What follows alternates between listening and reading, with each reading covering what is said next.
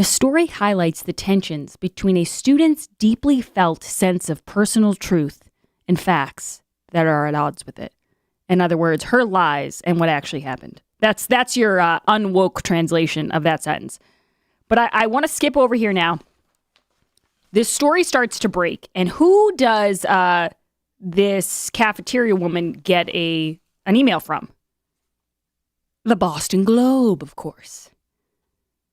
And this is all because the president of this school sided with this student and decided to throw her entire staff under the bus, scapegoat them.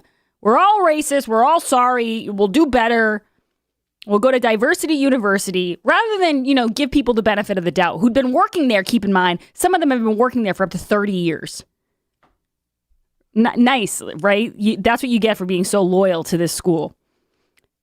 Now, I'm going to skip over here. 3 weeks after the incident at Tyler House, that was what the dorm was called, Miss Blair, the cafeteria worker, received an email from a reporter at the Boston Globe asking her to comment on why she called security on Miss Canute for, quote, eating while black, unquote. That puzzled her. What did she have to do with this? The food services director called the next morning. Jackie, he said, you're on Facebook. She found that Miss Canute had posted her photograph, name, and email, along with that of Mr. Pattenoud, a 21-year Smith employee and janitor, who, by the way, wasn't even there when the incident occurred. This is the racist person, Miss Canute wrote of Miss Blair. Miss Canute also lashed the Smith administration. They're essentially enabling racist, cowardly acts. Miss Blair had lupus, a disease of the immune system, and how lupus works is if you have stress, it can trigger episodes. She felt faint. Oh my God, I didn't do this, she told a friend. I exchanged a hello with that student, and now I'm a racist? Now, it goes on here to explain Miss Blair's background. She makes $40,000 a year. She proceeded to find notes in her mailbox after this incident, and notes taped to her car. Racist, read one. People called her at home. You should be ashamed of yourself, a caller said. You don't deserve to live, said another. Smith College put out a short statement noting that Miss Blair had not placed the phone call to security, but did not absolve her of broader responsibility. Miss McCartney, the president, called her and briefly apologized. That apology was not made public. Now, it continues on, and they continue to kind of ruin this lady's reputation. Why would I do this? This student called me. So then they say to her, Smith officials pressured Miss Blair to go into mediation with Miss Canute. So this girl calls her a racist on Facebook, turns the entire world against her, and they want her to go into mediation with her. A core tenet of restorative justice is to provide people with the opportunity for willing apology, forgiveness, and reconciliation. Miss Blair declined. Why would I do this? The student called me a racist and I did nothing. And then the investigation comes out. Once again, this president does nothing. In fact, she said the report validated Miss Canute's lived experience.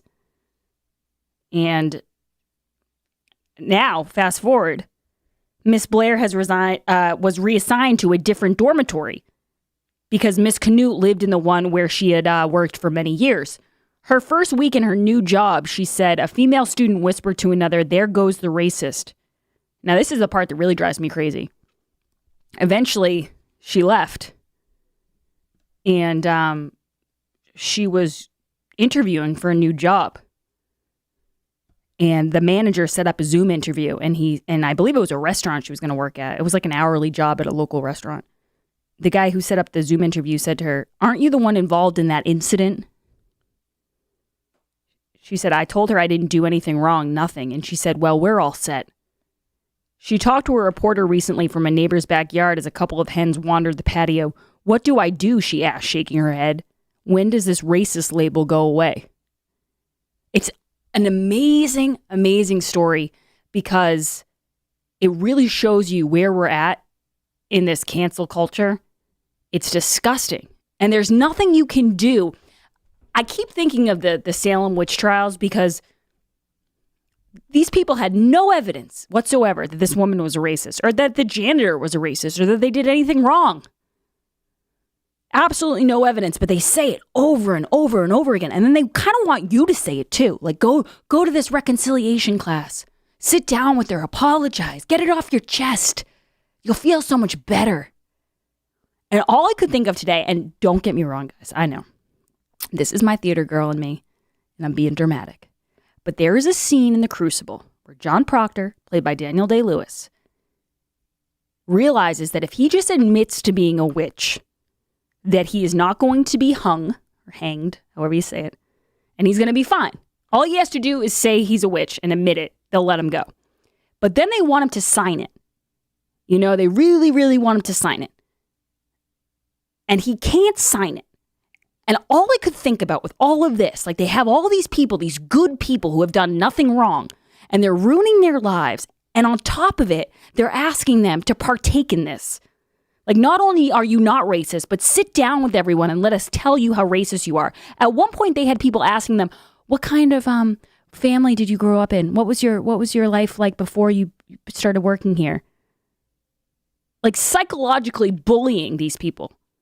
And all I could think of was my favorite scene from The Crucible, where John Proctor decides he's not giving in. He's not going to admit that he did something wrong when he didn't. He's not going to say he's a witch. And I want to play you that. Bear with me, but it's a great scene.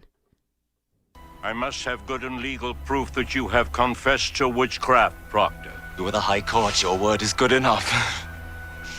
Tell them Proctor broke to his knees and wept like a woman. But my name I cannot sign. Why? Do you mean to deny this confession when you are free? I mean to deny nothing. Then explain to me why you will not... Because it is my name! Because I cannot have another in my life! Because I lie and sign myself to lies! Because I am not worth the dust on the feet of them you have hanged. I have given you my soul. Leave me my name! First of all, chills. Daniel Day-Lewis is the absolute best. But second of all, I'm sick of this. I am absolutely sick of this society we live in where we're hunting each other down for nothing. For absolutely nothing. With no proof, with no evidence, and we just create these fairy tales in our minds. And it's your lived truth. No, it's not. It's a lie. And you know what? Those people, like this woman, Miss Blair, she doesn't matter to the mainstream media, just like Nick Sandman didn't matter. She doesn't matter to the mainstream media because she's a boomer rube. And I don't know her political affiliation, but she's an old white woman. And so nobody cares. And her legacy doesn't matter. And her reputation doesn't matter. And her name doesn't matter. But to her, it does. To them, it's, oh, put this old white lady in this class, in this reconciliation class, and then we'll be good. And we'll look good. She can say she's a racist. And then Miss McCartney, the president, will look great. Screw that. No. That is her name. And she does not need her kids and her family and her grandkids to think that about her. Because she knows that's not who she is. They only care about you if you fit into this little box. And then you are protected and you are worshipped and you are good. And otherwise, you're left in the dust. And otherwise, you're useless to them. And your name and your reputation and your job and your family, it can all go away. And they do not care. And I'm sick of it. Mary, you're next with Grace on the Grace Curley Show. Go ahead, Mary. Hi, Grace. Good to talk to you. I've been listening to this for the past few days on all of the conservative talk shows. And it is the constancy of the narratives and the optics and the semantics of what they're pushing that's making these corporations like Coca-Cola have to take these classes for apologizing for being white. And it is the grade schools I'm listening to about they're teaching the children about how racist we are. They're teaching them. They're promoting something that is literally false. Right. So what I wanted to say was, I'm driving and I had one of the talk shows on, and the 8-year-old's in the back seat, and she has had a lot of input from me about what's been going on in the world, because she's affected by the coronavirus. She's affected by this. She once said to me, Nina, are Chinese people bad? And I said, no. So I explained a lot of different things. So she's up to speed. She heard me mumble under my breath during this conversation on the radio. It's the brainwashing. And up piped from her, Nina, what soap do they use for brainwashing? Oh, geez. And I said, yep. I said, it took me for a second, but I said, my Nana used to use a soap, Lye. And that's exactly what they're using to brainwash, Catherine. So I suppose that's the soap they're using. Yeah. And Mary, I love that story because you'll notice that because of what you listen to in conservative radio, I'm sure there's a lot of people out there who would expect that you would say something racist, or you would say, oh, yeah, that's right. But no, of course not. Of course not. Of course you teach your granddaughter that nobody's bad. Chinese people are great people. And there's, we're not promoting any sort of racism. But at the same time, I'm not going to be told I'm a racist. And I don't think other people should just take it lying down and say, okay, admit me to Diversity University and I'll repent all my sins.